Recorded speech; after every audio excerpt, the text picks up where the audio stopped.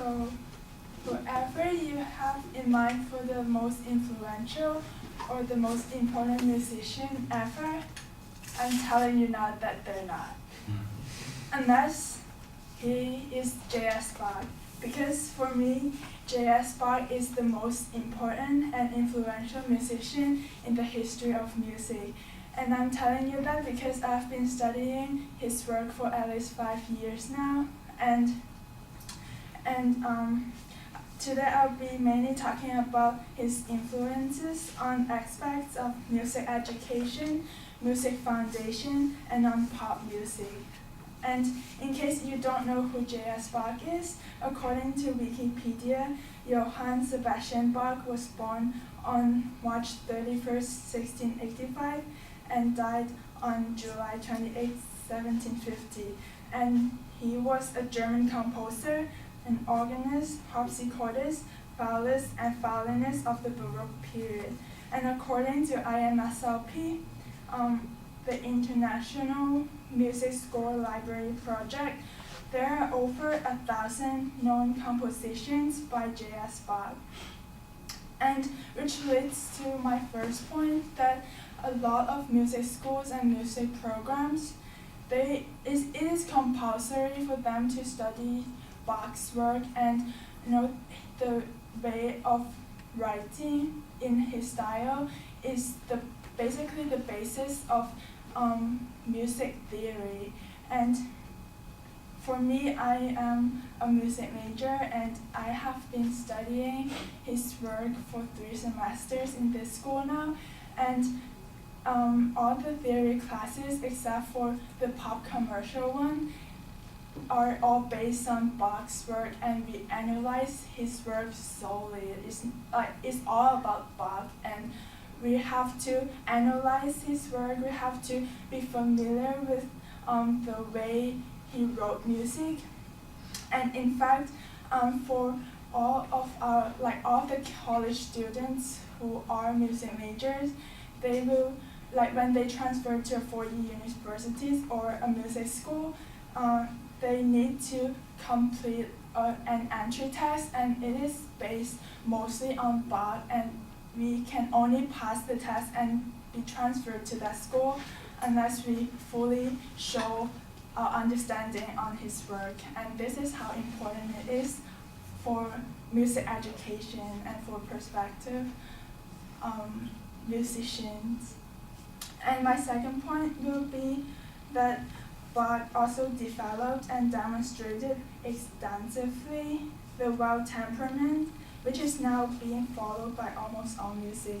Well, you guys might not know what wild temperament is. If you have seen The Sound of Music, you'll probably be familiar with the Do Re Mi song, and that is basically what wild temperament is.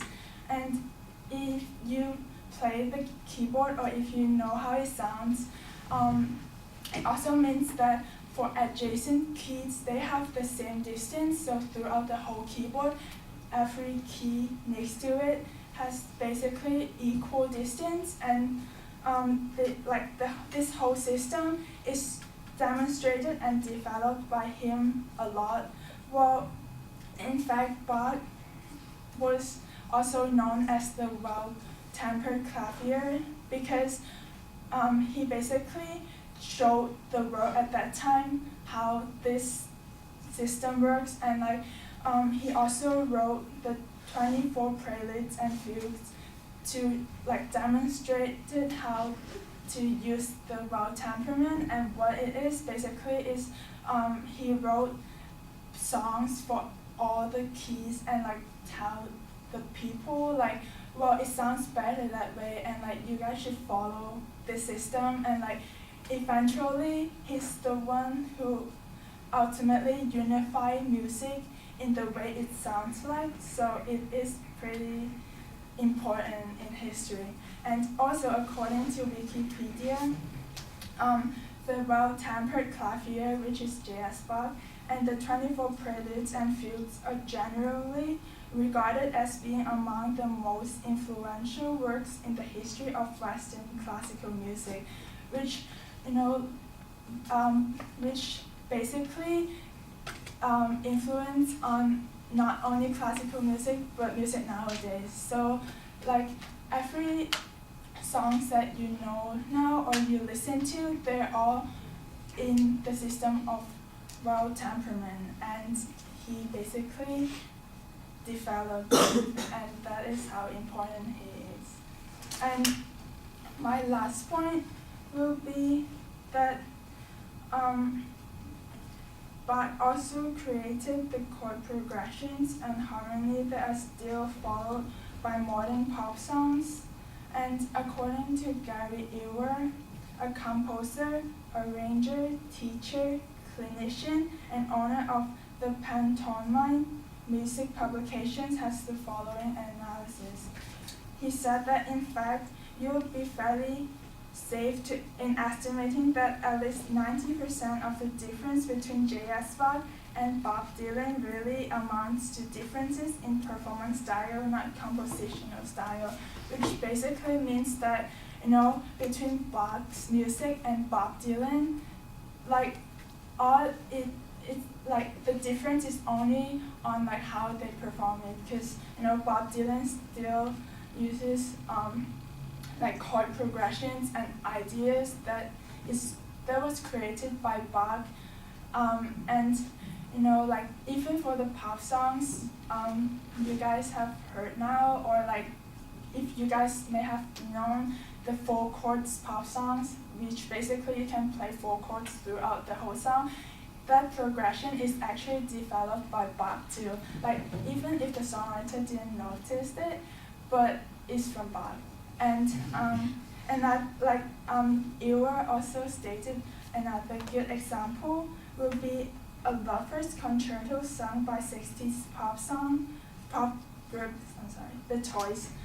The writers Sandy Winter and Danny Randall simply took Bach's minuet in G, changed the time signature and of course the performance style, and delivered a song that was not only something that sounded original, but reached number 2 on the Billboard Hot 100 in 1965, which means that you know like people nowadays, the songs they think that sounds good, the song that made popular is actually somewhat based on Bach too. Like for this example, like the writer simply took the same exact song of Bach and made it popular like decades after Bach, and this is how influential Bach is. Like again, even the writers or like the audience might have noticed it. That is like how important and influential Bach is. So to conclude, Bach is the most influential and important musician in the history of music, because there are a lot of basic music theory and music foundation and a lot of influences on pop songs nowadays that people think are good and really easy to listen to. They're all based on or influenced by Bach, and without him, we'll probably have not came to this point in music where like we have a really clear system to write music on, to like play a keyboard that has equal distance throughout every key. And next time, if you love a song and if you enjoy whatever music you listen to, be thankful to Bach too.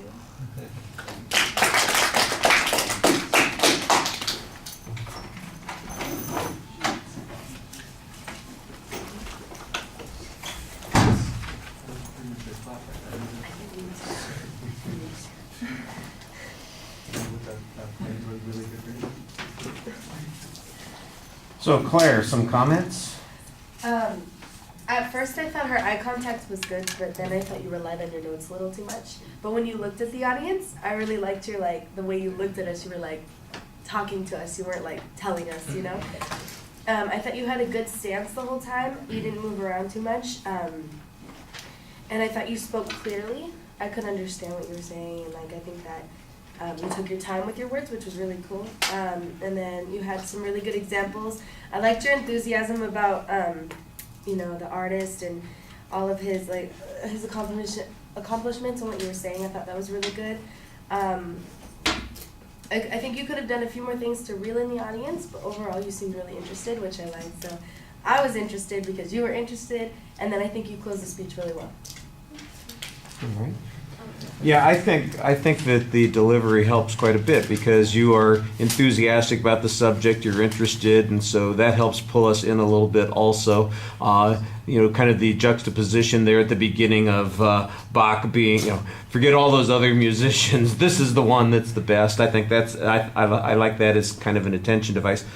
The subject sounds like it would fit better as an informative speech, because when you're making the comparison, I know you're making an aesthetic judgment here, and it's kind of got a claim of fact in it about how influential Bach is, but it feels like it would probably work better as an informative, because then we would get an opportunity to maybe see some of those things that you're talking about, the chord progressions, for instance, and the the whole thing about the temperament that you're talking about. I think that could be explained more, and in an informative speech, it would make a little bit more sense. As it is, I thought that you did a pretty good job explaining it and making the point that you had here. I've